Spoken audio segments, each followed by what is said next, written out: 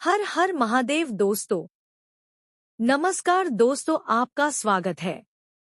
ऐसी ही जानकारी के लिए चैनल को सब्सक्राइब करें। हिंदू धर्म में महादेव के एक से बढ़कर एक भक्तों का वर्णन मिलता है, किंतु उनमें से एक भक्त ऐसे भी थे जो किसी भी पूजा विधि को नहीं जानते थे।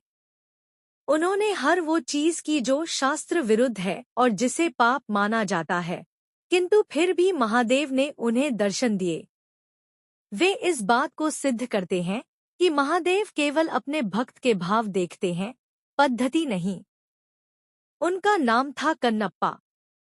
इनके जन्म के विषय में कई कथाएं प्रचलित हैं।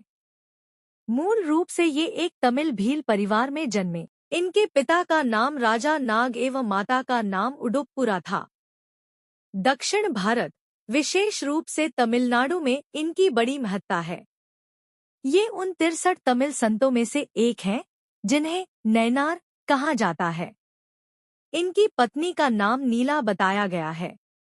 ये एक व्याध थे जो शिकार कर अपना पालन पोषण करते थे। इनके जन्म के विषय में मान्यता है कि द्वापर युग में जब महादेव ने पांडुपुत्र अर्जुन की परीक्षा लेकर उन्हें पाशुपतास्त्र प्रदान किया, तब अर्जुन ने उनसे प्रार्थना की कि वे अगले जन्म में उनके महान भक्त बने। भगवान शंकर ने उन्हें ये आशीर्वाद दे दिया। कलयुग में अर्जुन ही कन्नप्पा के रूप में जन्मे और महादेव के अनन्य भक्त बने। एक बार कन्नप्पा आखेट करते करते बहुत दूर जंगल में निकल गए। वहां उन्हें एक अत्यंत ही प्राचीन और जीर्ण मंदिर दिखा। जब वे उस मंदिर के अंदर पहुंचे तो उन्हें एक दिव्य शिवलिंग के दर्शन हुए। उसके दर्शनों से ही कन्नप्पा के मन में शिव भक्ति का संचार हो गया। उन्होंने तुरंत ही उस मंदिर को साफ किया। उनके मन में उस शिवलिंग की पूजा करने का विचार आया, पर उन्हें शिव पूजा के बारे में कुछ पता नहीं था। तब उन्होंने सोचा कि महादेव को कुछ खाने और पीने को ही दे दिया जाए। ये सोचकर वे जंगल गए और एक शूकर का शिकार किया। उसे काटकर वे उसका मांस एक पत्तल में लेकर चले। दूसरे हाथ में उन्होंने एक पात्र में मधुमक्खियों के छत्ते से कुछ मधु इकट्ठा कर लिया। जल के लिए कोई और उपाय ना दिखा तो उन्होंने अपने मुंह में ही जल भर लिया। वे वो सामान लेकर मंदिर आए तो देखा कि शिवलिंग पर कुछ सूखे पत्ते टूटकर गिर गए हैं। उन्होंने अपने पैर से शिवलिंग से पत्ते हटाए। मुख में रखे जल से कुल्लाकर उन्होंने महादेव का अभिषेक किया। फिर उन्हें भोग के रूप में मांस और शहद अर्पण किया। हालांकि उनका ये कृत्य उचित नहीं था और वो सारी वस्तुएं भी पूजा के लिए निषिद्ध थी, लेकिन उनका मन पवित्र था। उन्होंने जो कुछ भी किया वो पूर्ण भक्ति भाव से किया और महादेव को केवल उसी भाव का मोह था। उन्होंने प्रसन्न मन से उसका प्रसाद स्वीकार कर लिया। अब तो ये कन्नप्पा का रोज का कार्य हो गया। वो प्रतिदिन उसी प्रकार पैरों से पत्ते साफ कर मुंह के कुल्ले से शिवलिंग का अभिषेक कर उन्हें मांस और शहद अर्पण करने लगा। जंगल में एकांत में स्थित उस मंदिर में महादेव की पूजा करने एक पुजारी भी आते थे जो बहुत बड़े शिव भक्त थे। कन्नप्पा के पूजा करने के बाद अगले दिन जब वे आए तो देखा कि पूरे मंदिर में यहाँ वहाँ मांस के टुकड़े पड़े हैं। वे बड़े दुखी हुए और तत्काल मंदिर को जल से धोकर पूजा की और स्वच्छ पुष्प चढ़ाए। किंतु अब रोज रोज उन्हें मंदिर में मांस मिलने लगा। ये देखकर एक दिन उन्होंने निश्चय किया कि वे पता करके रहेंगे कि कौन है जो रोज मंदिर को अपवित्र कर देता है। यही सोचकर वो रात को वहां रुक गए। रोज की भांति कन्नप्पा वहां आए और उन्होंने पैर से पुजारी द्वारा शिवलिंग पर चढ़े पुष्प हटाए, कुल्ले से उनके अभिषेक किया और फिर शिवलिंग पर मांस और मधु चढ़ाया। पुजारी मंदिर के एक कोने से छिपकर से देख रहे थे। उन्हें ये देखकर बड़ा क्रोध आ रहा था। वे ये तो समझ गए कि कन्नप्पा ऐसा केवल भक्ति के कारण कर रहे थे, जानबूझकर नहीं, किंतु फिर भी उन्हें उसका कार्य बड़ा घृणित लगा।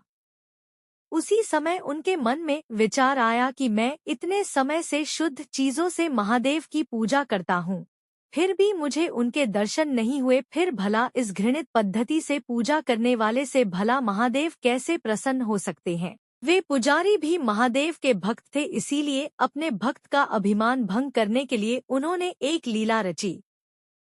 कन्नप्पा ने देखा कि अचानक शिवलिंग के एक आंख से रक्त बहने लगा है।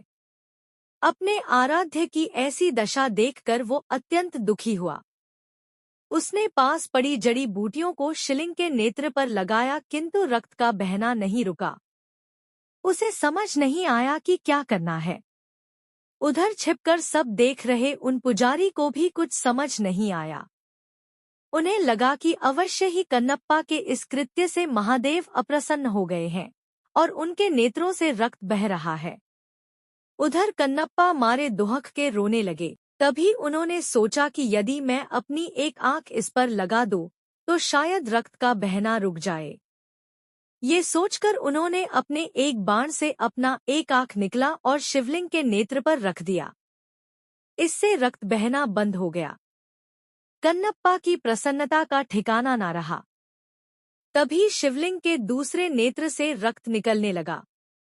अब तो कन्नप्पा को इसका उपचार मिल चुका था, इसीलिए उसने अपने दूसरे नेत्र भी निकालने का निश्चय किया। तब उसे ध्यान आया कि दूसरा नेत्र निकालने पर तो वो कुछ देख नहीं पाएगा, फिर सही स्थान पर नेत्र कैसे लगा पाएगा? ये सोचकर उसने अपने पैर का अंगूठा शिवलिंग के नेत्र पर रखा ताकि वो नेत्रहीन होकर भी अपने नेत्र सही स्थान पर लगा पाए।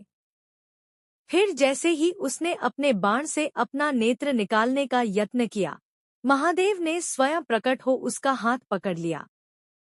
अपने आराध्य के दर्शन होते ही कन्नप्पा उनके चरणों में गिर पड़ा।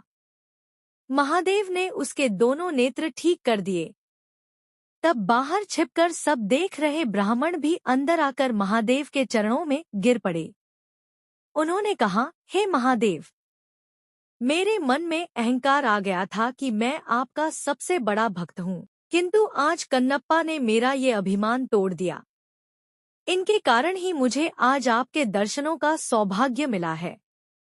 आज मुझे समझ आ गया कि आपको केवल भाव से ही प्राप्त किया जा सकता है, किसी पूजा पद्धति से नहीं। तब महादेव ने दोनों को आशीर्वाद दिया और अंतर्धान हो गए।